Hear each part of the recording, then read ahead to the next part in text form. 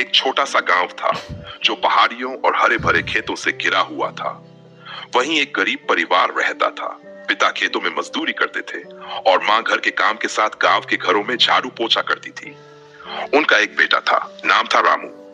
रामू बहुत मासूम, मेहनती और जिज्ञासु था। उसे खेतों में जाना, मिट्टी से खेलना और प्रकृति को देखना बहुत पसंद था।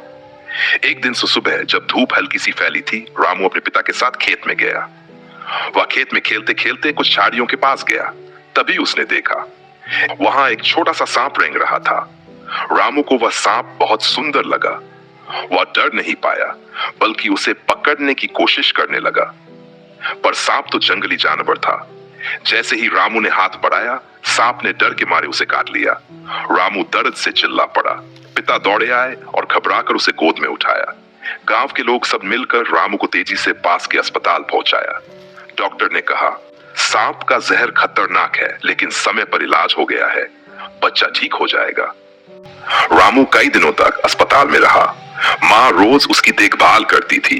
पिता हर दिन भगवान से प्रार्थना करते थे कि उनका बेटा ठीक हो जाए। आखिरकार रामू ठीक हो गया।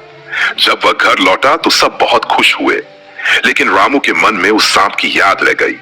वह सोचता, मैंने तो उसे कुछ नहीं किया था, फिर उसने मुझे क्यों काटा। कुछ दिन बाद वह फिर खेतों में गया। उसी जगह पहुंचकर उसने देखा, वही सांप फिर दिखाई दिया। रामू डर गया, लेकिन भागा नहीं। सांप शांत था, जैसे कुछ समझाना चाहता हो। रामू को लगा शायद उस दिन सांप डर गया होगा, इसलिए उसने काटा। उसके दिल में अब डर नहीं, बल्कि दया और समझ आ गई। फिर एक दिन खबर मिली कि एक सांप पकड़ने वाला आया है। वह वही सांप पकड़ चुका था। जब रामू को यह पता चला तो उसका मन भारी हो गया। वह सांप पकड़ने वाले के पास गया और बोला, उस सांप को छोड़ दो, वो अब किसी को नुकसान नहीं करेगा। पर वह आदमी हंस पड़ा और बोला, अरे बच्चे, सांप तो सांप होता है, वो किसी का सगा नहीं होता। रामू उदास होकर घर लौट आया। उस रात बारिश हो रही थी, बिजली चमक रही थी।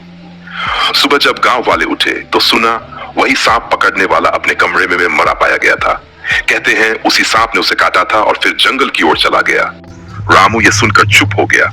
वह जानता था कि सांप ने शायद बदला नहीं लिया था, बस अपनी रक्षा की थी।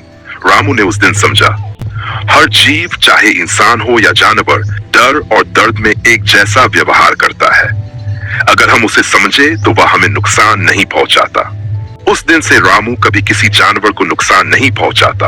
वह गांव के बच्चों को भी यही सिखाने लगा, प्रकृति से प्यार करो, डर से नहीं।